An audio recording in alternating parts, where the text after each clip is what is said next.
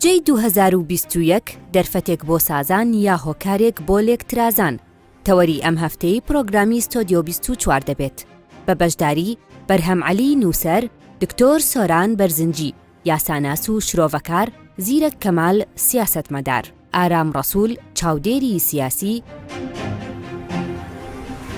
ئەم کاتتان باش. هێشتا لە نێو لایەنەکانی خودی بەغدا مشتۆمڕ زۆرە لەسەر هەندێک بڕگە و بابەتی نێو پرۆژە یاسای بودجەی ساڵی 2022 عێراق. تا ئێستا دانوستان لە نێوان شاندی حکوومەتی هەرێمی کوردستان و لایەنە سەرەکیە دەسەڵاتدارەکانی بەغدا بۆ جێگیرکردنی شایستە بەشی هەرێمی کوردستان لە نێو ئەو بودجەیەدا دیسان ئەویش هەر بەردەوامە. لێرە و لەوێ باز لە کۆمەڵێ ئۆپشن و بژارەی تازە ئەکرێ کە یەکێک لەو بژارانە بە پێی ڕێکەوتن بکرێتە میکانیزمێک بۆ جێگیرکردنی بەشی کوردستان لەو بودجەیەدا. بەڵام تا ئێستا تا ئامادەکردنی ئەم بەرنامەیە زانیاری یەکلاکەرەوە نییە بۆیە پێشبینیەکان لە نێوان ڕەشببینی و گەشتبینیدا ماونەتەوە. هەرچەندە حکوومەتی هەرێمی کوردستان لە سەرەدای دەستپێکردنی ئەم دانوستانانەوە ئامادەیی تەواوی خۆی دەبڕیوەکە لە چوارچێوەی دەستووردا بۆ جێگیرکردنی بەشی کوردستان و هەروەها چارەسەرکردنی هەموو کێشاپەسێراوەکانی تر کە لە نێوان بەغدا و هەولێرە هەیە لە گفتوگۆتا بێ و ئامادەی خۆی دەبڕیوەکە لە چوارچێوەی دەستوورە ئەم کارە بکات. بەڵام تا ئێستاش لەلایەن هەندێک بەرپرسانی سیاسی بەغدا هەروەها هەندێک لە سەرکردە سەربازی و ئەمنی و تایەفی و مەزهەبیەکان هەروەها بەشێک لە پەرلەمانتارانی عەرەبی بەغدا لێدوانی تونند و هەڵوێستی تونند هەیە بەرامبەر بە مافە دەستوریەکانی خەڵکی کوردستان بەگشتی لە عێراقا. بۆیە ئێستا ئێمە ئەمڕۆ لە بەرنامەی ستۆدیۆ 24 گفتوگۆی ئەم تەوەراکەین هەوڵین وەڵامی چەند پرسیارێکی گرنگ بینەوە. یەکەم پرسیار ئەوەیە کە ئاخۆ دەکرێت پرۆژە یاسای بودجەی ساڵی 2021 بکرێتە دەرفەتێکی باش بۆ ئەوەی لێک نزیکبوونەوەی باشتر ڕوو بدات، هەروەها کێشەکان نەمێنن، هەروەها چیتر دەرز و کەلێن دروست نەبێت لە نێوان ئەم دوو لایەنەیە، یاخود دیسان ئەمیش ئەم بودجەیەش وەک پرۆژە یاسای پڕکردنەوەی کورتهێنانی بودجە بێ ڕەزامەندی کورد و بێ ئامادەبوونی کورد لەناو هۆڵی پەرلەمانیشدا تێدەپەڕێنرێ. ئەگەر ئەم بودجەیە بە ڕەزامەندی هەرولاو بە شێوەی سازان تێپەڕێنرا نێو پەرلەمانی عێراقا، ئەنجامە ئەرێنەکانی بۆ هەردوو لاچی بێ و بۆ دۆخی عێراق بەگشتی چۆنە بێ و ئەگەر بە پێچەوانەوە وەک یاساکەی تر تێپەڕێنرا بێ ڕەزامەندی کورد چی ڕوودەدا. هەموو لایەکتان بەخێر بێن لەبەرۆی ئێمە ڕێکەوتوین لەسەر ئەم تەوەرە، بەڵام دوێنێ شەو بەداخەوە هێرشێکی تیرۆریستی موشەکی بە هاویشتنی چەند موشەکێک لە با بڵین بەپێی بەیاننامەی وەزارەتی ناوخۆ لە سەر ڕێگای گوێرەوە بوو، گیرایە هەولێر و بە ئاماجی پێکانی هەندێک ئاماج کە خۆیان دیاریان کردبوو، بەداخەوە نیگەرانێکی ناخۆش و دۆخێکی تا ڕادێک بڵێم نائاسایی هێنایەکایەوە. حەزەکەم پێش ئەوە هەر یەکەمان بە دوو خولەکێک ئەگەر بە دوو خولەکێک زیاتر نەبێ بۆی لە گفتوگۆکە نەکوژین، ڕای خۆمان لەسەر ئەو هێرشە بڵێن بۆ لەم کاتەیە ئامان چییە، بۆچی هەمیشە هەولێرەکرێتە با بڵێن جێسێرەی ئەوانەی کە ئەیانوێ با بڵێن دژی کوردستان بۆستن. کاک زیرەک با لە جەناب دەبێت. دیارە ئەوەی دوێنێ شەوێکە لە هەولێر ڕوویدا وەکو جەنابەت ئاماژەت پێکرد کە موشەکبارانی کۆمەڵێک ناوەندی گرنگ کرا لە هەولێر، ئەمە کارێکی تیرۆریستی نەبوو گەنجێک کەوا با بڵێن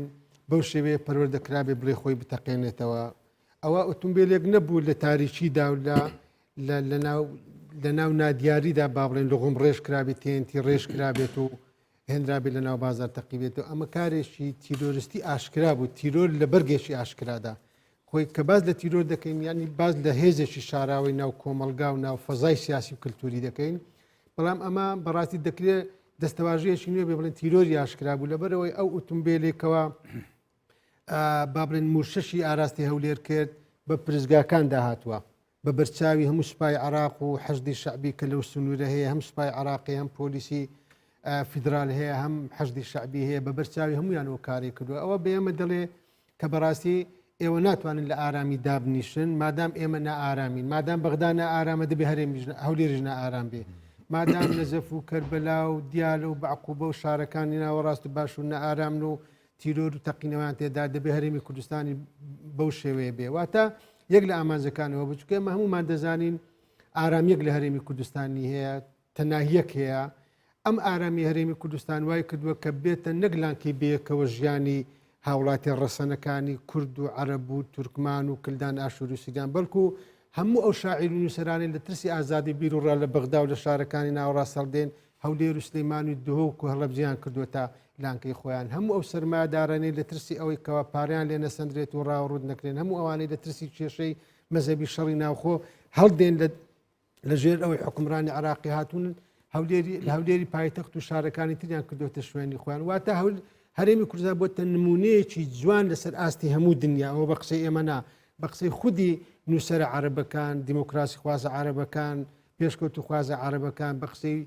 میدیا عێراقیەکانیش بەڵێ بەرمیدیا هەتا میدیاکانی تورکیا و ئێران و وڵاتانی دەرەوە ئەوانە کە لە مەجای دیموکراسی داعش دەکەن باسی ئەم مۆدیلە جوانی هەرێمی کوردستان دەکەن ئەمانە دەوڵەتێکی شاراوان لە ناو دەوڵەتێکی تردا واتە ئێستا لە ناو عراقدا دەوڵەتێکی شاراوەیە ئەو دەوڵەتە بە ئاشکرا پێ دەڵێ مادام ئێمە ئارامیمان نەبێ نابێ ئەوەش ئارامیتان نەبێ و خاڵێکی تریش بۆی کات زۆر نەگرم پێمان ململانی نێوان ئەمریکا و وڵاتێکی ئیقلیمیە دراوسی خۆمانە کێشە و ململانی و شەڕ پێکدادانەکانی خۆیان شەڕ استراتیجیەکانی خۆیان شەڕ بەرژەوە دیامێزەکانی خۆیان هێناوەتە سەرشانی هەرێمی کوردستان و گەلانی عراق کاگارم لە ڕاستیدا ئەو کردەوە تیرۆریستی دوێنە شەو ئەگەر پەیامێکی ئەم هێز و گروپانەی کە کاگزیرێکیش باسی کرد کە بە خەڵکی کوردستان و بە هەرێمی کوردستان بڵێن ئێوە نابێ لە ئارامیدا بژین لەبەرەوەی ئێمە ئارامیمان نییە یاخود ئەجێندای وڵاتێکی دەرەکی ولایەنێکی دەرەکی جێبەجێ دەکەن دەکرێت ئێمە بە دیوێکی تر تەماشای بکەین بڵین بەڕاستی پەیامیان لە ڕێگای ئەم موشک بارانکردنە نەگەیشت ئەو پەیامەی مەبەستیان بوو نەگەیشت بە پێچەوانەوە ئەو کاردانەوە و پرۆتۆستۆکردنەی لەسەر ئاستی ناوخۆیی و ئیقلیمی و نێودەوڵەتیش بۆ ئەم کردەوەیە وە وڵاتانی عەرەبیش بەڕاستی ئەمەی دەرخست کە هەولێر پێگەیەکی زۆر گرنگی هەیە کاک بەرهەم ڕۆژانە بە شێوەی بەردەوام موشکبارانی هەندێک بەرژەوەندی ئەمریکا دەکرێت لە بەغدا و ناوچەکانی تر بەڵام ئەو کاردانەوەی کە لە دوێنێ شەوە لەو ڕووداوە بەدی دەکرێت پێمان دەڵێ کە بەڕاستی هەولێر گرنگێکی تایبەتی هەیە و بە تایبەتیش کە بینیمان وەزیری دەرەوەی ئەمریکا لە پەیوەندی تەلەفۆنی لەگەڵ سەرۆکی حکوومەت و ئەو بەیاننامەی کە دەریان کرد و ئەو دەستەواژانەی کە بەکاریان هێنا ئەومان پێ دەڵێ کە زۆر بەم کردەوەیە نیگەران بوون و لە ڕاستیشدا چاوەڕوانی ئەوە دەکرێت بەشێک لە شرۆڤەکاران لە میدیا جیهانیەکان باز لەوە دەکەن کە ئەمە تاقیکردنەوەیە یەکەم تاقیکردنەوەیە بۆ ئیدارەی بایدن لە کاتێکدا کە ئیدارەی پێشووی ئەمریکی وەکو هێڵێکی سوور کوشتن و برینداربوونی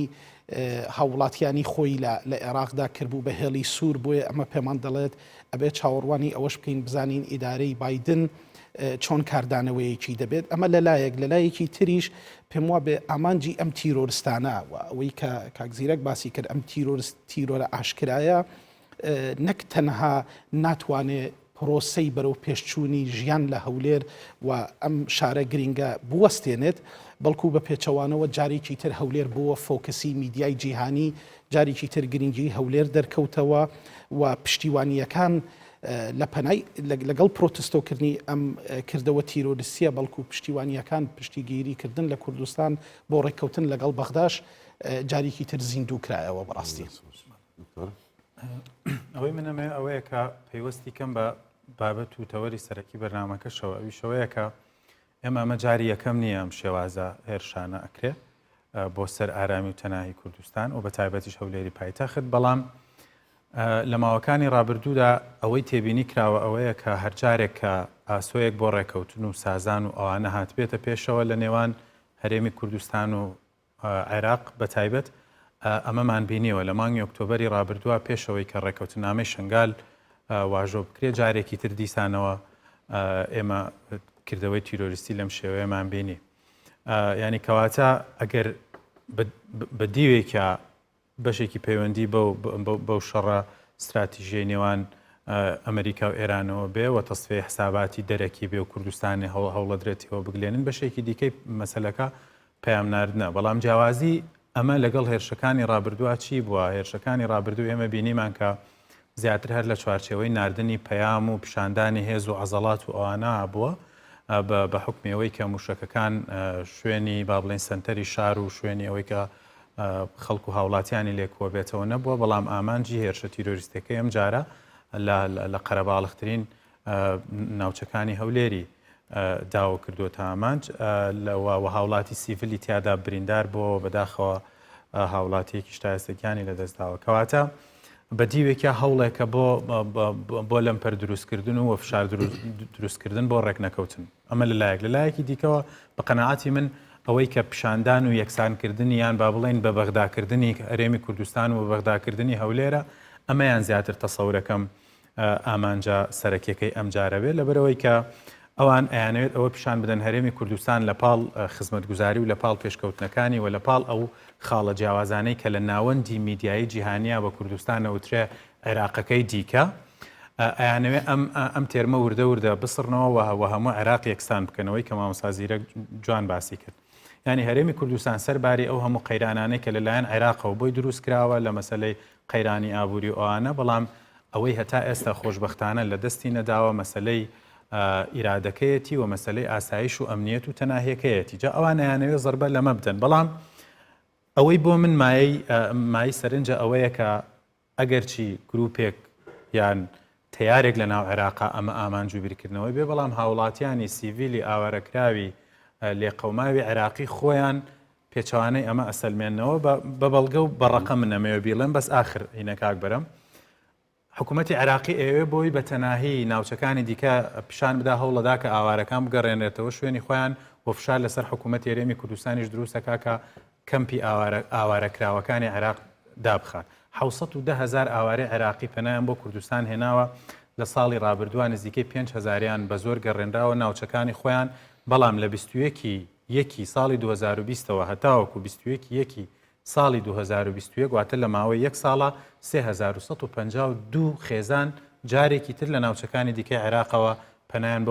بۆ هەرێمی کوردستان هێناوەتەوە و ئەوان تەناهی و ئەمنیەت و ئاسایش و پاراستنی کەرامەتی خۆیان خستووەتە پێش هەموو احتیبارێکی دیکە. چالاکوانیش لە بەسڕە و باشوورەوە دیسان لە ترسەوەی کە تیرۆریان نەکەن چالاکوانی پیشان دەکەن. من وایە بیم تاوانە سێهەمین هێرشی موشەکیە لە ماوەی چەند مانگێکی زۆر کەمە. ئەوەی یەکەمیان دوای کوژرانی قاسم سلێمانی بوو لە ئێران ئەو کۆماری ئیسلامی ئێران بە فەرمی بە پرسیارەتی خۆی ڕاگەیان موشەکی زەمین بە زەمینی دوورمەودا بوو هاوێژە و دیسان هەولێری کردە ئامانج. دوو هەمیان لە ناوچەیەکی مووسڵەوە بوو، ئەمە سێمیش لە گوێڕەوە. ئەمە سێمین هێرشە ئەوەن بەڕاستیمە لەو ڕوانگۆست بکەمەوەی کە کاک زیرەک و کاگانیش باسییان کە بۆچی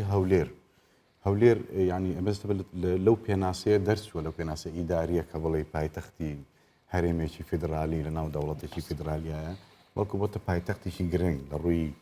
ئابووری، لە ڕووی سیاسی و لە ڕووی نەتەوەییەوە. هەولێر ئێستا سیمبولێکە تقریبان بۆ شکۆی هەر چوار پارچەی کوردی، هەر چوار پارچەی کوردستان. هەولێر ناوەندی یاخود نوێنەرایەتی بڕیار و ئیرادەی کوردەکە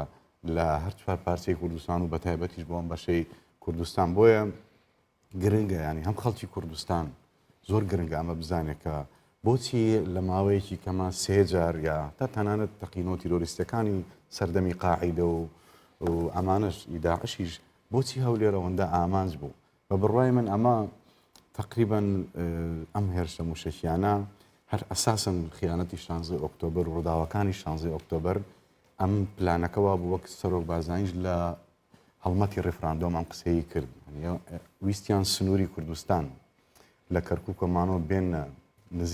نزیک پردێ بۆی هەموو جار بە بچووکترین چەکی با بڵێن نزیک مەودا بتوانن هێرش بکەن، چونکە هەولێر ئامانجە و 16 ئۆکتۆبریش هەولێر ئامانج بکە. ئەوەی کە لە 16 ئۆکتۆبرا پێشمەرگە لوتیشکانن لە پردێ و لە سحێلا، ئێستا ئەوان ئەیانەوێت لەو دی ئەو سنوورێکە پێشمەرگە بەگری لێ کردووە با بڵێن بە چەکی نزیک مەودا لە هەولێر بدەن. هەولێر ئێستا لە هەموو ڕێکەوە ئەوشمان لە بینەسی حەسادەتی سیاسیش هەیە بەڕاستی زۆربەی ڕۆژ لە ناو میدیا عێراقیەکان ئەو میدیایانەی کە با بڵێن بینەریان زۆرە لەسەر ئاستی عێراق لە کەناڵەکانەوە باز لە جوانی هەولێرەکەن و ڕەخنە لە بەرپرسانی سیاسی عێراقەگرن کە بۆچی هەولێر توانیوێتی بەو بودجە بڕینەشەوە ئەمە بکات ئێوە بۆ نەتانتوانیوە تا شارەکانی تری هەرێمی کوردستانیش. بۆیە هەولێر هیوایەکی گەشت و ئایندەیەکی گەشی پێ بۆ خەڵکی کوردستان و بۆ نەتەوەی کوردیش بۆ هەموو کوردستانیانیش بە هەموو پێکاتەکانەوە بۆیە هەمیشە ئەکرێتە ئامانج و ئەتوانم هەمووشمان ڕەنگە پێش بەرنامەکەش لە یەکمان هەبوو لە ڕەفتاری میدیا و میدیاکاران و خەڵکی سڤیلیش لەم جۆرە ڕووداوانەیە حەق وایە ڕەخنەیەک لە مەش بگرین ینی لە وڵاتانی تر ڕەنگە زۆربەتان لە ئەوروپا ژیابن ئەبینن کە ڕووداوێکی ئەوها ڕوودەدا هێرشێکی تیرۆریستی ڕووداوێکسەر هەر شەقامەکە ئەگیرێ بەڕاستی قەدەغا کرێ بە شریتی سوور شوێنی ڕووداوەکەی نەکرێت بەڵام بەڕاستی میدیا لە نێوان خواستی ئەوەی زۆرترین و زووترین و ورترین زانیاری بە پەلە بگەێنێ لەبەرەوەی خود لە نێوان خواستی خۆی و خواستی دەستگا ئامنیەکان بۆی لە شتەکان کۆڵنەوە جاری وایە یەک کەس یەک پێچێتە شوێنی زەریمەیەکەوە پێیەکی غەریب دەستینە لە زەریمەکە بەڵام لە کۆڵینەوەکان تێگەی قەزەتڕاستێش بکەین دەینەوە سەر تەوەری خۆمان هیوادارین هەم خەڵکی کوردستان خۆڕاگر بێ بە دڵنیاییەوە مادام هەولێر ئەم قورسایی هەیە کوردستان ئایندەیەکی گەشت چاوەڕێیەکە ئەبێت چاوەڕێ ئەم جۆرە شتانە بین هیواداری نەبینەوە ڕوونەدات کاک زیرەک با بینەوە سەر تەوەرەکە ئەکرێ ئەم گفتوگۆی بودجەیە ببێتە دەرفەتێک بۆ ئەوەی ینی ئیتر کێشەکان نەمێنن ومێدێک هەیەشتی وا ڕوو بدات لە عێراق خۆی هەر بە قسەی ئێمە نا بە قسەی زۆر لە با بڵێن ڕۆشنبیران و نووسەران و بەشێک لە پەرلەمانتارانی عەرەبیش شیعە و سوننا و بەشێک لەوانێک کەوا بەڕاستی دۆستی ئێمەنە و هەڵگری فکرێکی پێشکەوت و خوازینە ئێستا ئەگەر تۆ تێبینی بکەیت لە وتارەکانیان لە توێژینەوەکانیان لە لێدوان و دیمانەکانیان باز لەوە دەکەن کە لە ئەو کێشەی کە لە نێوان هەرێمی کوردستان و بەغدا هەیە هەرێمی کوردستان هیچ جۆرە بیانوێشی نێشتووە هەموو جۆرە ئامادەکاری و هەموو جۆرە هاتنە پێشێشی ئەنجام داوە بۆ ئەوەی لەگەڵ بەغدا پێک بێت واتە جاران ئێمە بەس بۆ خۆمانە قسەیەمان دەکەیت کە دەمانگو کێشەی نێوان هەرێمی کوردستان و بەغدا ئێمە لەو کێشەیە بەرپرسیارنین ئێمە بەپێی دەستور مامەڵەمان کردو ئێمە بەپێی دەستور کارمان کردووە جارن بە خۆمانەوەمان دەگوت ئێستا جێگای دڵخۆشیە کە خەریکە لە ناو ناوەندە ڕۆشنبیری و ئەدەبی و بەشێک لە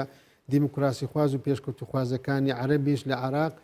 هاتوونەتە ئەو ڕایە کە هەرێمی کوردستان بەپێی دەستور مامەڵەی کردووە و لە وتوێژەکانی لەگەڵ بەغدا هەموو جۆرە دەرفەتێشی هەموو زۆرە زمینەیەشی ڕەخساندووە واتە ئێستا پاڵپشتەکەمان لە پاڵپشتێکی کوردستانی بۆتە پاڵپشتێشی خەریکە دەبێتە عراقی و دەبێتە ئیقلیمیش و خەریکە دەبێتە پاڵپشتێکی جیهانیش تو ئەگەر من لە دوێنێ شێوەوە کۆمەڵک وتاری هەندێک لە نووسەرانی با بڵێن فەڕەنسی ئەمریکی بەریتانیم خوێندوتەوە ئەوانی بە تایبەتی کە بعد لە ڕۆژهەڵاتی ناوەڕاست دەکەن باز لە هاتنە پێش و ئامادەسازی هەرێمی کوردستان دەکەن بۆ یەکلایەکردنەوەی کێشەکان بەڵام ئەوە نیەتی ئێمە ئەوەی دووەم کاک بەرهەم برایانی بەڕێز کێشی ئێمە چییە کێشەی ئێمە خودی عێراق خۆیەتی من پێم وایە ئێمە کە باز لەوە دەکەین عێراق بە پێی دەستور مامەڵە لەگەڵ ئێمە ناکە عێراق بە پێی دەستور بەپێ ئەو مادانە مامەڵە دەکا کە خۆی دەیەوێ ئەو مادانێکەوە لە دەستوردا لە بەرژەوەندەکانی گەلی کوردستانن خۆی لێ دەدزێتەوە یان نایەوێ جێبەجێ بکە بەڵام بەڕاستی ئێستا لەوە دەرچووی عێراق بەس بۆ ئێمە بوو بێ بەکارەسات ئێستا لەوە دەرچووە عێراق بەتەنیا بۆ گەلی کوردستان و بۆ کۆمەڵانی خەڵکی کوردستان مای نان بڕین و ناسەقامگیری و ناساستی بۆ خودی بەڕاستی نەتەوەکانی ترش ئێستا عێراق بۆتە دۆزەخێکی گەورە بۆ خوشکوبرا عەرەبەکانمان بۆ خوشکوبرا تورکمانەکانمان بۆ خوشکوبرا مەسیحی و کلدان ئاشووری و سریانەکانمان بۆ هەموو پێکاتە جیازیەکانی عێراقدا ئەم وڵاتە بەڕاستی تەنیا لە ڕووی دروشم لە ناو شاشەی تەلەڤیزیۆن لە ناو کتێب و لە ناو دەستوردا دەوڵەتە ئەگەنا لەسەر زمینی واقعدا ئەوەی کە حکومڕانی بە وڵاتە دەکا بەڕاستی من دیسا دێڵێم دەوڵەتی میلیشیا دەوڵەتی دەستورنیە ڕاستە دەستورێکی باشی هەیە ڕاستە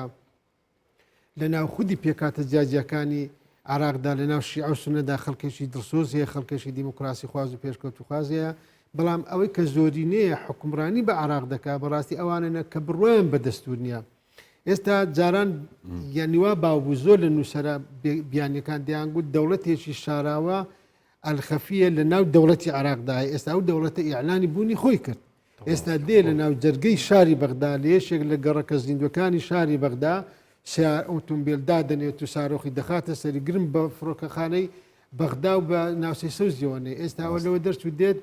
لەو ناوچانی پەرلەمانیش بەردەوامی ئەم دەوڵەتە مادەی 130 ئێمە کاگەلی کوردستان بەس ئەگەر یە خاڵ دەویست جێبەجێ بکرێت ئێستا دەرکەوتمانەوەی مادەی 130 بەو شێوەیە یان داعش بۆ شایەکەی پڕ دەکاتەوە یان ئەو گروپانە کەوا بە نوێژی نیوەڕۆ بەڕاتی بردمانی هەرێمی کوردستان و ناوچەی سەوز و بارگادیپلۆماسیەکان دەکەن کاگەران بەڵێ لە ڕاستیدا پشتیوانن بۆ چوونەکانی بەڕێز کاگزیرەکیش ئەوەی کە بەدی دەکرێت ئێستا دوو شێواز لە ئیدارەدانی عێراق شێوازێک ئەوەیە کە حکوومەتی کازمی و کابینەیەکی حکومی هەیە و دەسەڵاتێکی تریش کە دەسەڵاتی پەرلەمانە کە زۆر جیاوازە لە کابینەکەی حکوومەت بەڕاستی ئەبینین لە بابەتی یاسایی بودجەدا ئەمە چەند جارە حکوومەت بەڕسمی دانوستانی لەگەڵ هەرێمی کوردستان کردووە و وەفدی دانوستانکاری هەرێم لە بەغدا بووە زنجیرەیە کۆبوونەوەی لەگەڵ ئەنجومەنی وەزیران و لەگەڵ وەزارەتی مالیە ئەنجامداوە و ڕێککەوتنێک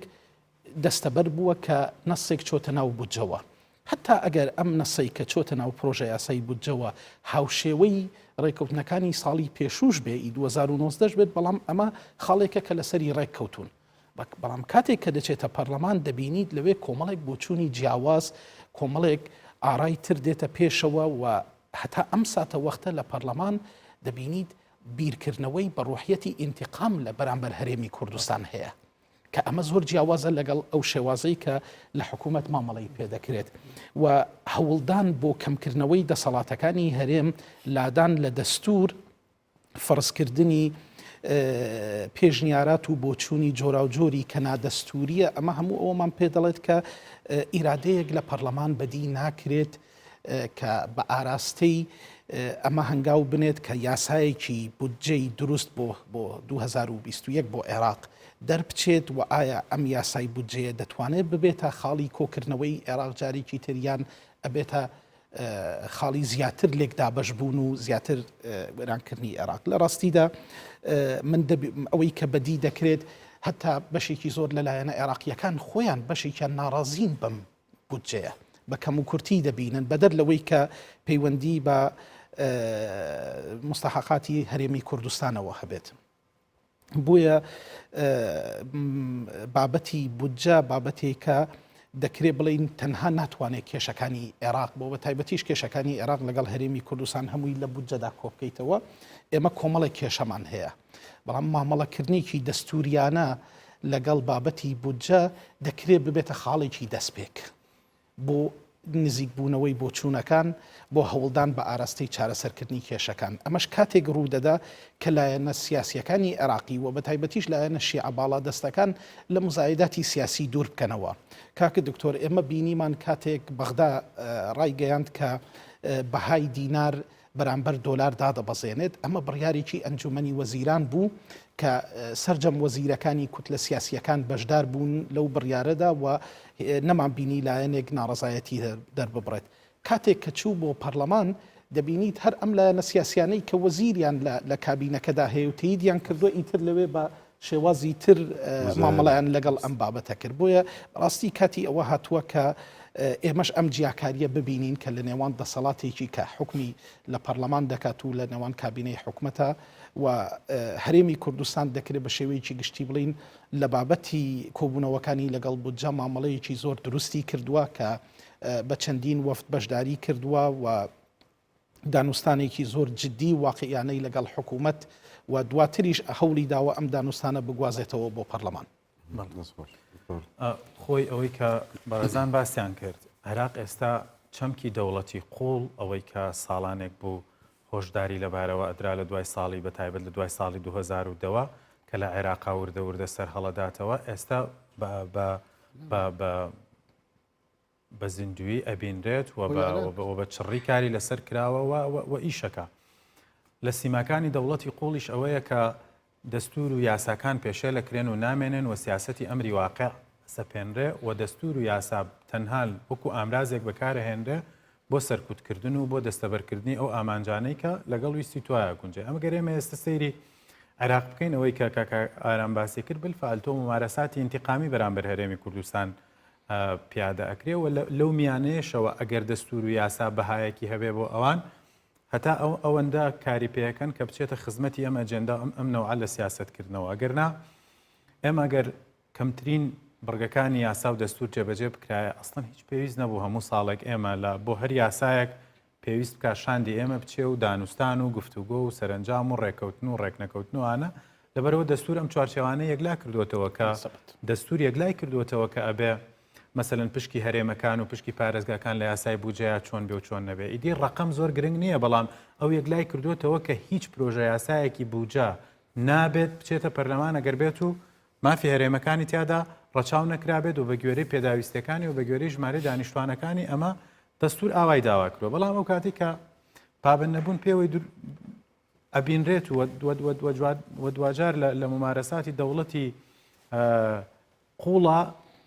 تووشی دیکتاتۆرەتی پەرلەمانیە بین و لەوێدا ئەکرێتە ئامرازێکی پۆپۆلیستی و پشکی هەرێمی کوردستان ئەکرێتە ئامرازێک بۆ چنینەوەی دەنگ و ئەمانە لە دوجارە ئەم سیناریۆ ئەمری واقعە دێتە پێشەوە کە من پێم وایە هەتا ئێستا حکوومەتی هەرێمی کوردستان زۆر ژیرانە مامەڵی لەگەڵا کردووە دەست و پەنجەی یەکەم لەگەڵ ئەمری واقعەکەیان نەرم کردووە دووهەم پێشتر دەوترا کە ئەوە هەرێمی کوردستانە بە هیچ شێوەیەک ئامادەی ڕێکەوتنی نییە و ئەوە کوردستانە ئامادە نییەکە بێتە سەرمێز و گفتوگۆ ئەوە حکوومەتی هەرێمی کوردستانەکە سیاسەتی هی خۆم بۆ خۆم هی تۆشە خۆم پەیڕەوە کات و ئەوێت لە کوردستانەوە هەموو سەرەواتی بۆ خۆی بێت و پەشداری لە داهاتی فیدراڵیان نەکات و داهاتی عێراقیش بۆ خۆی بەرێ ئەم کابینەی نوێمی حکوومەتی هەرێمی کوردستانە ئەم سحرەی بەتاڵ کردوتەوە بەڵام لە کاتێکدا کە ئەجێندایەک هەبێ کە بڵێت تۆ هەرچەند لە من بیتە پێش و هەرچەند سازش بکەیت منیش ئەوەندە لە تۆ دەچمە پاش و ئەوەندە شەرتی تعجیزی زیادەکەم ئەلێرەدا بەڕاستی ئاسە و ئومێدێک بۆ ڕێکەوتن نایەتە ئاراوە و ڕێکەوتنێکیش ڕووبدا قەناعەتی من وهەیە کە زۆر تەمەندرێژ نابێت لە سای ئەم جۆرە لە بیرکردنەوە بەڵام بە دیوێکی دیکە ئەوەی کە کاکزیرەک باسی کرد ئێستا لە عێراقا ئەو عقلێتە عقلانیش خۆ لە عێراقا هەر هەیە کە بەم جۆرە مامەڵەکردن لەگەڵ پرسی کوردستانە سەرکەوتوو نابێت لەبەرەوە 100 ساڵ ئەمە زمونە تاقی کراوەتەوە لە سیاسەتی سزادان و سەرکوتکردن و مەحرومکردن و ئەوانە نەگەشتونێتە دەرەنجامێکیەوە تۆ بەڵکو فاکتەرێکی هەمیشە نائارامی و ناسەقامگیری عێراق ئەوە بووە کە مامەڵەی ناتەندروست بووە لەگەڵ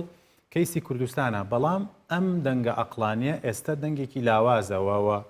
ئەو کەمینەیەکی بێدەسەڵاتی بێکاریگەرن لە بەرامبەرە ئەوەی هەیە دەنگە زاڵەکەیە کە زیاتر قەناعەتی بە ئینتیقام و بە تۆڵە سەرنەوە هەیە ئێمە ئەگەر مۆدێلی عێراق لە 2005 تاوەکو ساڵی 2011 و 12 وەرگرین ئەو کات 5 لایەنی عێراقی هەبوون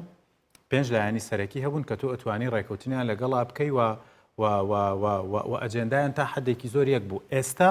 بە اعترافی نوری مالکی خۆی ئەڵێ ئێمە 83 گروپی عێراقی هەیە 83 گروپی میلیشایی چەکدار هەیە کە لە دەرەوەی هەموو ئەو منزومەیە کە تەنانەت حەشدی شعبیشی لەسەر دروست بوو ئەمەیەک دووهەم پێشتر ڕێکەوتنەکان لەگەڵ حکوومەتی عێراقیە ئەکرا بە حکمێوەی کە سەرۆگۆزیران بە ئیجماعێکی شیعەکان خۆیان هەبوو ئەچووە پەرلەمان و لەوێ گرفتێکی بۆ دروست نابوو ئێستا گرفتەیە حکوومەت لە دۆڵێک و پەرلەمان لە دۆڵێک ببوورە کاکبەر خاڵی ئەخیریشم ئەوەیە بەڕاستی ئێمە ئێستا لایەنەکانی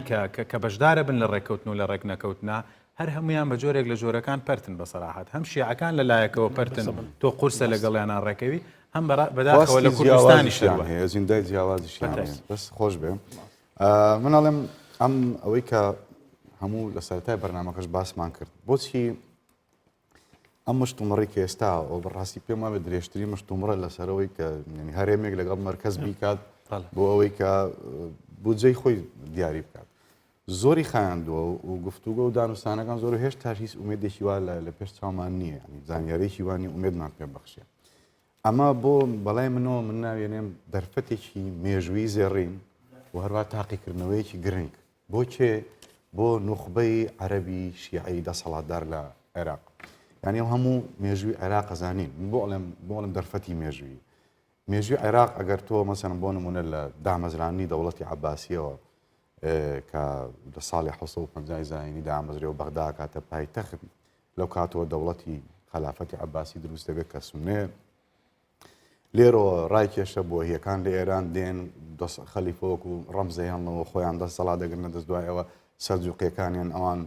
لە بینەبن و بەڵام هەر خەلیفامێنێتە ئەوانیش دیسان دەست بەسەر کاروبار و سیاسی و ئاوری مشتێکی بەغداگرن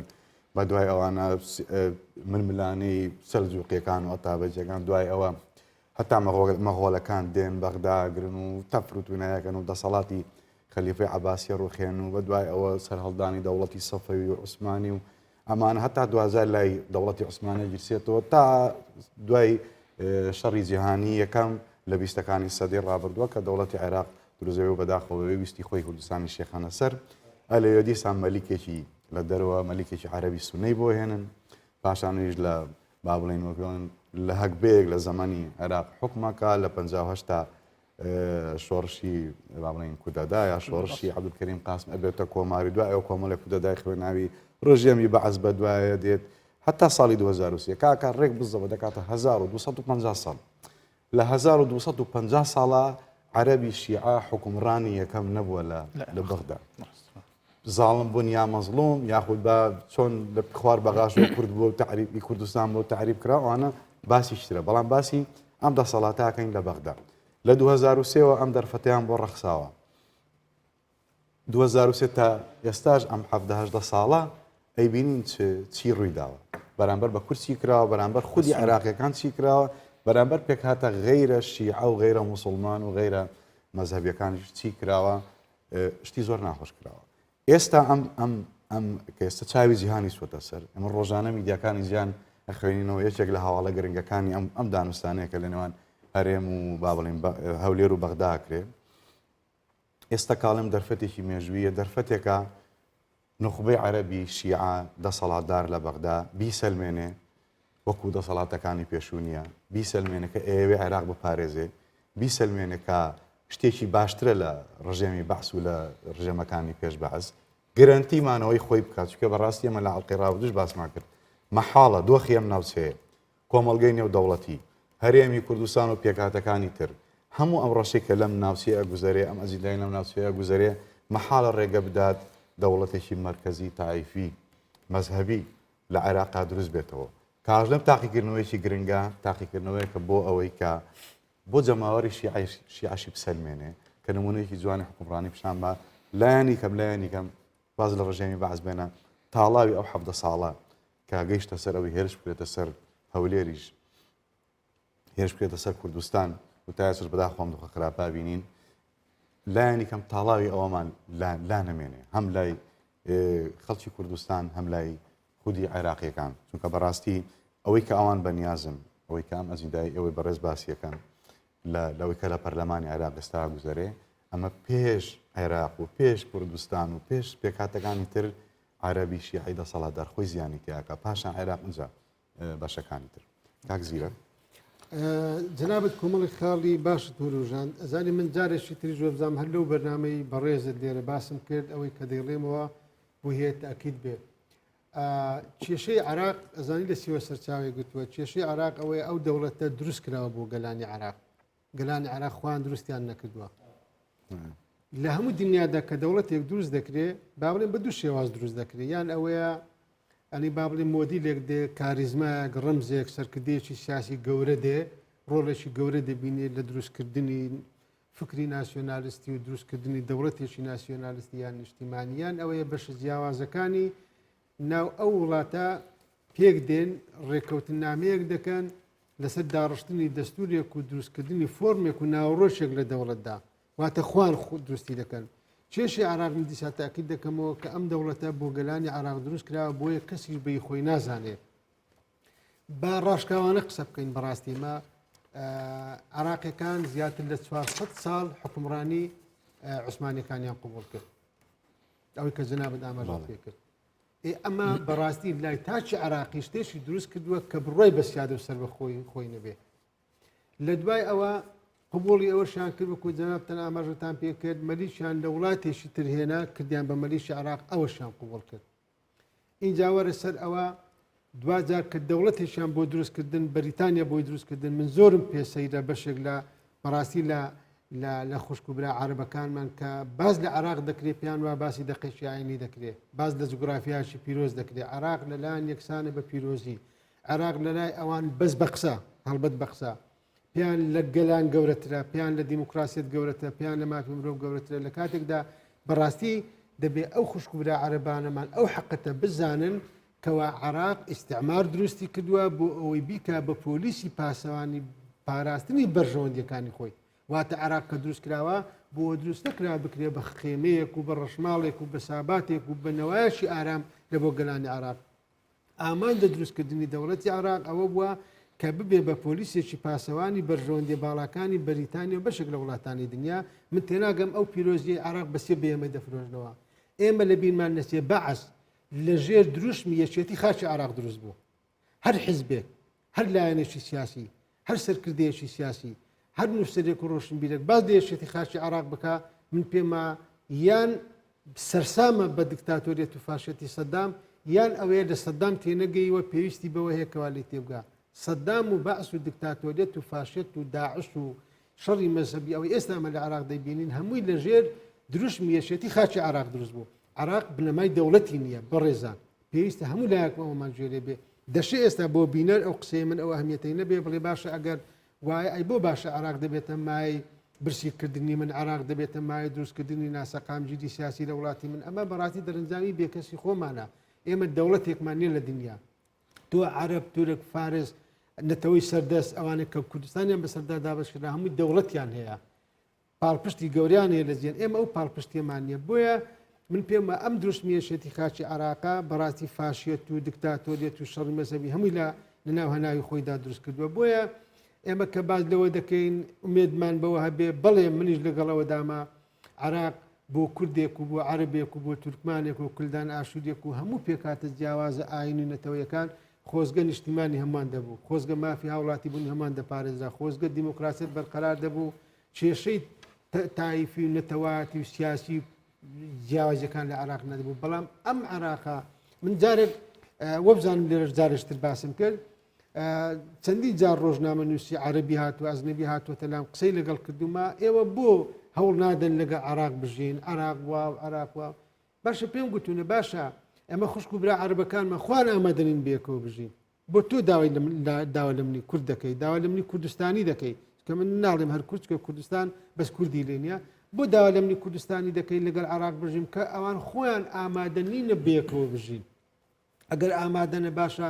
وەرە مێژووی عێراق بخوێنەوە لە بیستەکان کە دەبێ بە دەوڵەت هەموو مێژووی کودەتا و یەکتری سڕینەوە و سێدارە و ڕاوە دوونان و یعنی بەعقولە وڵاتێک نیوەی دانیشتوانەکەی ئاوارە بێ وەرە مێژووی سیاسی عێراق بخوێنەوە. ئەگە زیاتر لە 5 هەتا 6 میلیۆن عێراقی بەدەستی عێراقیەکان خوانە ناو نەسووبن وەرە دادگای کەواتە بۆی من بەڕاستی درێژدادڕی نەکەم. کێشەی ئێمە وەکو خاڵێکت باس کرد جەنابەت، هەرێمی کوردستان دەبێ بگەڕێتەوە ناوخۆ. ئێمە بەڕاستی دەزانم دروستکردنی ژێرخانێکی ئابووری پتە و لە ڕۆژگاری ئێستا دەڕنگ بێ قورس بێ بە تایبەتی بمانێ ببین بە وڵاتێکی ئەوروپی. بەڵام ئێمە داهاتمان ناوچە سنووریەکانمان ئەوەی کە بەدەستمانەوەیە ئەگەر بێت و ئەو پرۆژە چاکسازیە کە لە هەرێمی کوردستانەیە فراوان بکرێ، ئەگەر بێت و ئەو گەندەڵی کە لە هەرێمی کوردستان هەیە سنووری بۆ دابدرێ، ئەگەر بێت و بەراتی نان بۆنانەوە و گۆشت بۆ قەساب بێت و سیستەمێکی دامەزراوەکان با بڵێن ئێمە دروست بکەین، من پێم وایە بەشی ئەوەی داهات لە هەرێمی کوردستان هەیە، بەشی ئەوە ئێمە سامانی ناوخۆیی ومان هەیە کە ئێمە بتوانین بەڕاستی لایانی کەم تۆزێک لە ئازار و خەمەکانی خەڵکی خۆمان کەم. دەست خۆشاو ڕێزیرەک من لە هەڵقەی ڕابردووتم تاکە ئەزیندایەک ئێستا ڕەنگە ئەگەر عێراق پارێزە و ئەزیندایە کە کوردستانیشی پێەکە ناو دانوستانەکە، ئەگەر نەهاچی ئەزیندایەک لەو دانوستانانە هەیە هەمووی عێراق بەرە وێران بوون و لەت بوونە بن. کاگەرم لە ڕاستیدا بابەتی مێژوویی و خوێندنەوەی زۆر جوان لەم گفتوگۆی ئێستاماندا باسمان لێوە کرد، بەڵام ئەمە جارێکی تریش ئەبێ بگەڕێینەوە سەر واقعی ئەمڕۆی عێراق و ئەبێ تەماشای ئەوە بکەین کە بەڕاستی جەنابەت کە ئاماژەت پێدا ئەم ماوەیە کە بۆ یەکەم جار لە مێژووی عێراقدا دەرفەت بۆ شیعە ڕەخساوە کە حکومڕانی لە عێراق بکات. بەڵام ئێمە ئێستا کە عێراق دەخوێنینەوە ئەبینین ئەم دەوڵەتە ئیتر تۆ ناوی لێ دەنیت بێکەسە یان چییە، بەڵام ئەم دەوڵەتە بێ استراتیژیەتە. بەڕاستی هیچ جۆرە استراتیژیەتێکی بە ئاراستەی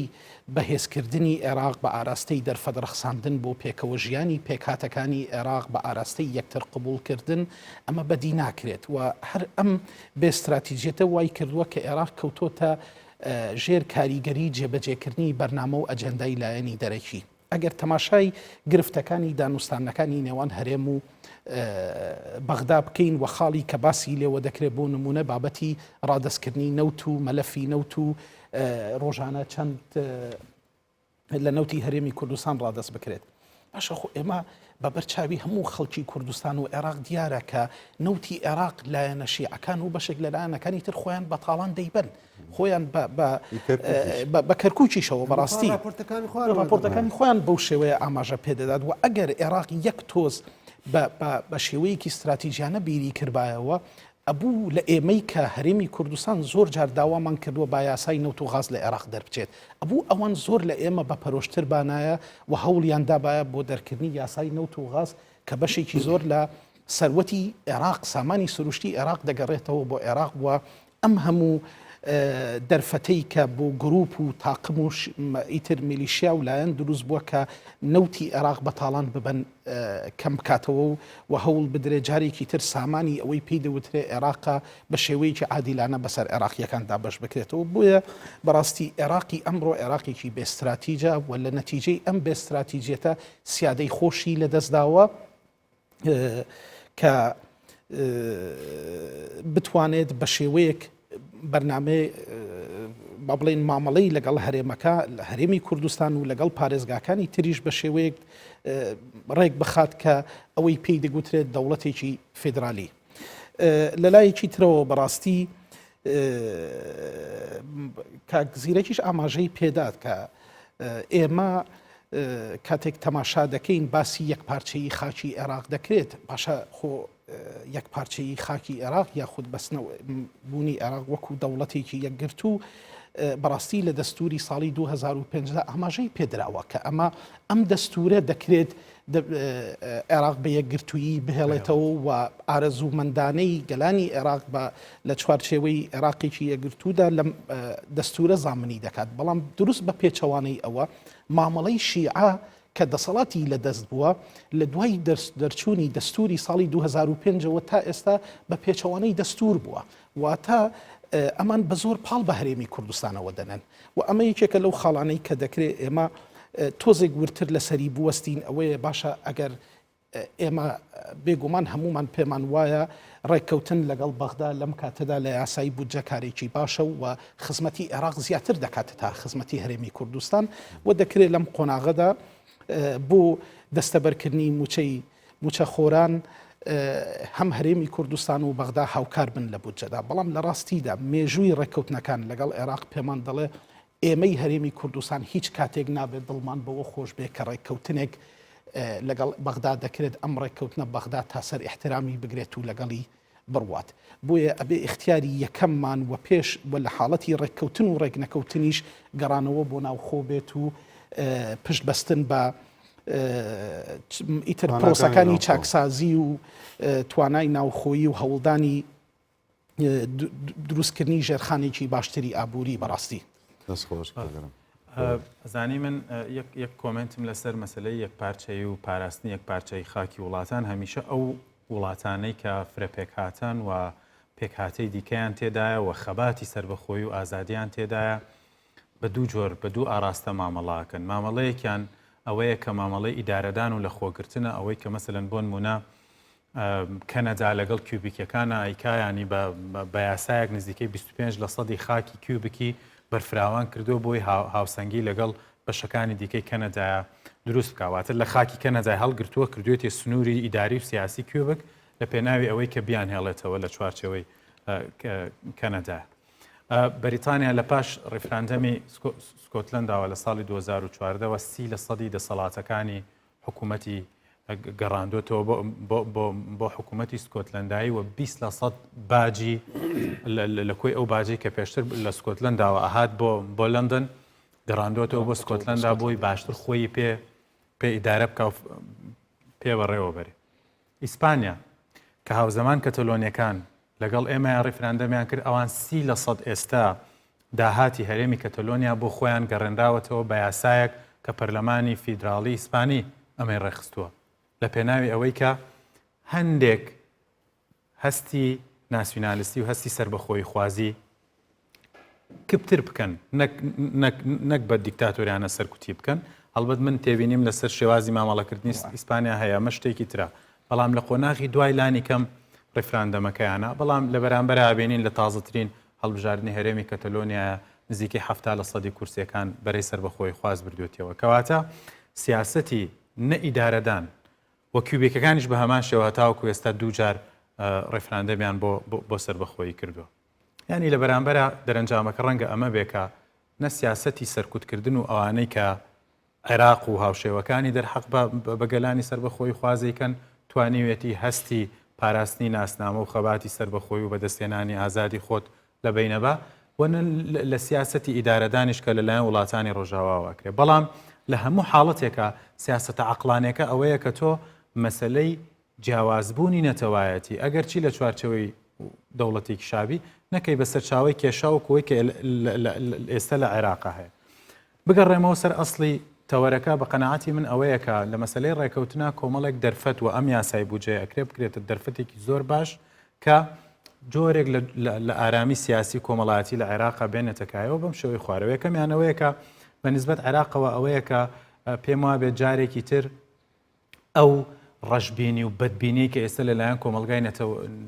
نێونەتەوەیەوە لەسەر عێراق دروست بووە و جۆرێک گەشتۆتە ئەندازەی دەست لێ شوشتن. ئێمە بینین ئەو هاوسێوزەی کە لە پاش ساڵی 2023ەوە بۆ عێراق هەبووە لە کۆمەلگای نێودەوڵەتیە ئێستا نەماوەتەوە. چەندین جارە نێردەی تایبەتی نەتەوەیە گرتوەکان و لە کۆبوونەوەی ئەم شەوی ئەنجومەنی ئاسایشی شا کە تایبەتە بە عێراق جارێکی تر خۆی ئەوەی ڕاگەیاندووە کە ئەجێندای سەرەکی مەسلەی جەختکردنەوەیە لەسەر ڕێکەوتنی هەولێر و بەغدا، چکە بەبێ ڕێکەوتنی هەولێر و بەغدا مەحاڵە سەقامگیری و ئاسایشی و کۆمەڵایەتی و سیاسی و ئابووریش لە عێراقا بێتە ئاراوە وەکو پێشنیازێک شەیدا بە ئەنجومەنی ئاسایشی نێودەوڵەتی بۆەوەی کە بەرمەبنای ئەو راپۆرتە کۆمەلگای نێودەوڵەتی هەڵوێست وەرەگرن. کەواتە هەوڵدان بۆ ڕێکەوتن من پێم وایە جارێکی تر عێراق گەڕێنێتەوە بۆ بەردیدی هاوسۆزێتی نێودەوڵەتی کە ئێستا عێراق زۆر تەریکە و لە ئەگەری ڕێکنەکەوتنا بەڕاستی تەریکردن و دوورکەوتنەوە و هاوسۆزێتی نێودەوڵەتی زیاتر لەدەستەدا. ئەوە هەرچی تایبەتە بە هەردوو لاشیانەوە بەڕاستی لە نێوان هەرێمی کوردستان و عێراقا کۆمەڵێکی زۆر دۆسی هەڵپەسێرا و کێشە لەسەر هەنکە ڕێککەوتن ئەگونجێ لەسەر یاسای بودجە بێتە دەرچە و دەستپێکێکی باش بۆ ئەوەی هەردوو لایەن بتوانن کێشەکانی تریش یەکلای بکەنەوە. ئەی لە بەرامبەرە لە ئەگەری ڕێکنەکەوتنا تەڵان کەلێنەکان زیاترە بن، سەپاندنی سیاسەتی ئەمری واقع زیاترە بێ و ئەبێتە هۆی ئەوەی کە ململانەکانیش درێژە بکەن. من زۆر سەرسامم و سامجار پێم خۆشەکە نمونەی ئەو هەرێمانەی ئەوروپا و کەنەدا و ئەوانە هێنێتەوە کە گرنگە خۆزگە بەرنامەوان بە عەرەبیەوە بۆی عەرەبەکان جویان لێبێت لەم قسانە. لە ڕووی منەڵێم ئەگەر ینی باسی لە سیناریۆ خراپەکەمان کرد ئەگەر بە ڕەزامەندی هەردوو لاو بودجێ پەسەند نەکرێ، بەڵام ئەگەر پێچەوانەکەی بێ و با بڵێم بە ڕەزامەندی کوردستانیش بودجەیەکی دڵخوازی هەردوو لا بڕات، ڕەنگە لە ڕووی ئابووریەوە حسابکەن ئێستا ینی لە میدیاکانە بینیتان حکوومەتی عێراق نرخی بەرمیلێکی نەوتی بە پێ ئەو شتە ینی لەسەر ئەو بنەمایە بودجەی داڕۆشتووە نرخی بەرمیلێ نەوت بە $40 فرۆشە، دوای لیژنەی دارایی کردیان بە 35، بەڵام دوێنێ و ئەمڕۆ نەوت یەک بەرمیل نەوت بە 63 و شتێک زیاتریشە، واتە $80 زیاتر. ئەمە دەرفەتێکی گرنگە. لەم لاشەوە تەمان حکوومەتی عێراق بە هاوکاری وەزارەتی دارایی و بانکی ناوەندی بە هامانجی نرخی دیناریان داشکان بەرامبەر دۆلار، ینی ڕێژەیەکی زۆریان لە کورتێنانی بودجە کەم کردەوە. بزانن لەولاوە $80 زیاتر لە نرخی قبڵەنراوە، لەملاوە دینار داشکێنراوە. ئەمە پێویستی دارایی دەرەکی و ناوخۆیی، ینی قەرزی دەرەکی و قەرزی ناوخۆیی لەناو و پێویستی دارایی ناوخۆییش باش دابینەکە بۆ عێراق. بۆی ئەگەر لە ڕووی ئابووری ئەمە بکرێ و مەرجەکانی ئۆپیک خەفیفتر بکرێن، سوکتر بکرێن لەسەر ینی دیاریکردنی بڕی هەناردەینەوە لە ڕووی ئابووری و عێراق قازانجێکی زۆرەکە و پێش هەرێمی کوردستان قازانجێکی زۆرەکە. بۆ ئێمەش بۆ کوردستان ژێمە لەسەر بنەمای ئەو بودجەیە ئەتوانین بودجەیەکی معقول و باش بۆ ئاوادانکردنەوەی کوردستان و بۆ موچەی خەڵک و بۆ هەموو پێویستیەکانمان دابین بکەین. لە ڕووی سیاسیشەوە بە دڵنیاییەوە قسەی دکتۆر زۆر ڕاستە، ئێستا عێراق وڵاوە کەوتۆتە پەراوێزەوە هەمووشی بۆی ئەم سیاسەتە ناوخۆی ئەو ئەجندا دەرەکیەکە ئیشەکان ئەجندای ئەقلیمیە. ئەگەر ئەو ئەجندای ئەقلیمە کاڵتر بێتەوە و عێراق لە ناوخۆی خۆی ژنەبێت گەلانی خۆی لە خۆی ڕازیگا حکوومەتی عێراق یعنی دەسەڵاتدارانی عێراق بابنە حکوومەت تۆزێک زعیفترا ئەوانە لەو باوەڕێیان دەرگای باشتری دەرەکی لە عێراق کرێتەوە هەروەها لە ڕووی ئەمنیشەوە بە دڵنیاییەوە ئێستا داعش مەترسیەکانی زۆر بوون لەوانەیە ئەو وەختە دوای ڕێکەوتنی دارایی و بودجە هێزی پێشمەرگە و سوپای عێراق ڕێککەوتنی باشتر بکەم بۆ ناوچە کوردستانیەکان یەک خولەک گەشتبینن ڕەشبینن ئایا ڕێککەوتنەکە کریان نا من پێم وەک چۆن هەرێمی کوردستان و شاندی هەرێمی کوردستان پێداژیر بووە لەسەر ڕێککەوتن و سەردانی بەردەوامی بۆ بەغدا دەبێت سوور بێ لەسەر ئەو پێداژیرێ لەبەرەوە پاڵپشتێکی هەرێماتی و نێودەوڵەتیش و لە ناو عراقیەکانیش خەریکە و پاڵپشتە دروست دەبێت ئەگەرچی لە لای کەمینێشی زۆر کەمە بەڵام هەندێک ئیشکردن هەیە تاکتیکە هەندێکی استراتیجا وەکو تاکتیک تۆ دەبێ ئەوە بکەیت بەڵام وەکو استراتیج ئێمە دەبێ ئیش لەسەر ئەوە بکەین ناوخۆی هەرێمی کوردستان بەهێز بکەین بنەماکانی ئابووری ببژێنینەوە ناوچە سنوورجەکان بخرێنەوە ژێر کۆنتترۆلی حکوومەتی هەرێمی کوردستان سەرچاو داهات هەیە کە لە هەرێمی کوردستان هەیە ئەو داهاتێکەوە لە وەزارەت و داهاتی ناوخۆی بەگشتی کە هەیە بە ڕێگایکی شەفاف و ڕووندا بگەڕێتەوە ناو خزینەی حکوومەتی هەرێمی کوردستان و 2000 هەوڵاتیان هەستبەوە بکەن ئەوەی کە هەیە کە لە خۆیان سرف دەکرێت خاڵیش ترێت کە بەڕاتی پرۆژەی چاکسازی فراوانتر بکرێ مەوداکانی فراوانتر بکرێ و دەست بۆ کۆمەڵی کەیس و فایلی تر ببردرێت کە کاریگەری هەیە لەسەر بژرانەوەی ئابووری هەرێمی کوردستان و 2000 بەڕاستی دیسا لە هەموو کۆبوونەوەیەک و لە هەموو بەرنمەیەک و نووسینێک دڵسۆزان ئاماژە بۆ دەکەن ئێمە دیسا تاکید دەکەینەوە ناوخۆیی هەرێمی کوردستانمان دەبێت بە ئاراستەیەشی تر ئەوەی لە هەرێمی کوردستانێ بەڵێ شەڕی ناوخۆ نییە بەڵێ ئاشتەوایی هەیە بەڕووی دەرەوەدا بەڵام بەڕووی ناوەدا ئێمە یەک گوتاری سیاسیمان نییە ئێمە یەک هەڵوێستی سیاسیمان نییە بەشێک لە حیزبەکانمان هەرێک و لە دۆڵێک و لە ئاوازێکدا دەخوێنێ ئەولەویات لای هەموو حیزبەکان بکرێتە بەرژەوەندەکانی گەلی کوردستان هەواری هەرێمی کوردستان و سەقامگیر و بەیەکەوە ژیان بەڵێ لە ڕاستیدا دەکرێت لەگەڵ ئەوەی کە ڕابردوو پێمان دەڵێ زۆر جار عێراق ئیرادەی نەبووە بۆ جێبەجێکردنی ڕێککەوتنەکان بەڵام خودی ئەم وەزعی کە عێراقی تێکەوتەوەی کە کاکە دکتۆریش ئاماژەی پێدا بەڕاستی گۆشەگیربوونی عێراق بۆیە عێراق ئیسیفادەی زیاتر دەکات من پێم وایە لەوەی کە لەگەڵ هەرێمی کوردستان ڕێک بکەوێت و ئەو پشتیوانی کە ئێستاش هەیە بۆ ڕێککەوتنی نێوان هەولێر و بەغدا لەسەر بابەتی بودجە ئەمە واقعیکی تر بۆ لایەنە عێراقیەکان دەردەخات لەوەی کە هەرێمی کوردستان پشتیوانی نێودەوڵەتی هەتا ڕادەیەکی زۆر زیاتر هەیە لە عێراق لەم کاتەدا ئەمە لە لایەکی تریش تۆ بەو ئەندازە وەکو لە سەرەتا باسمان کرد بیر لە ئینتیقام وەرگرتنەوە لە خەڵکی هەرێمی کوردستان بکەیت و بۆ ئەندازەیە پاڵ بە هەرێمی کوردستانەوە بنیت هەرێمی کوردستانیش کۆمەڵێک خەیارات و کارتی تری هەیە کە لەوانەیە ئەمە بۆ عێراقیەکان زۆر جێگای نیگەرانی تر بێ بۆیە لە بەرژەوەندی عێراقدایە بەڕاستی و لە بەرژەوەندی لایەنە سیاسیەکانی عێراقا کە مامەڵەیەکی دەستوریانە خۆشیەکەشی لەوەدا هەرێمی کوردستان داوای شتی زیاد لە مافی خۆی نەکردووە بە پێچەوانەوە ئەوە هەرێمی کوردستان بۆ داوا دەکات بە پێی دەستور مامەڵەی لەگەڵ بکرێت ینی کەمترین شت ئەوەیە کە عێراقیەکان لایەنە عێراقیەکان ئەگە تۆزێک لە خەمی عێراق بن ئەبێ بە پێی دەستور لەگەڵ هەرێمی کوردستان ڕێک بکەون بڕوای من وایە کە لە ئەگەری ڕێکەوتنا من هیوایەکم هەر هەیە کە ڕێکەوتنێک ڕوو بداوە و هەندێک سوودی مەرحەلی بۆ هەرێمی کوردستان و بۆ عێراق تێدا بێ بەڵام ئەم گریمایانێش لە چی وەسەری هەڵداوە شیعەکان هەوڵی زاڵکردن و سەپاندنی زۆرینەیان لە یاسای پڕکردنەوەی داراییادا بەڵام بۆیان دەرکەوت کە بەو ئاسانیە نییە کە بتوانن هەموو شتێک بە زۆرینە و کەمینە تێپەڕێنن و یاسای بوجە سەنگی مەحەکە بۆ ئەوان کە ئایا عێراق بەکەم ئاراستەیە ئەڕۆ من پێما بێ هێشتا ناتوانن بتوانن ئەوە بکەن لەبەرەوە ئەگەری ڕێکەوتن هەر هەیە بەڵام بە بۆچوونی من ڕێکەوتن بکرێ و نەکرێ نابێت دوو شت خاو بکەنەوە ئەوەی کە مامۆستاش باسی کرد یەکەمیانەوەیە کە ئێمە ناکرێ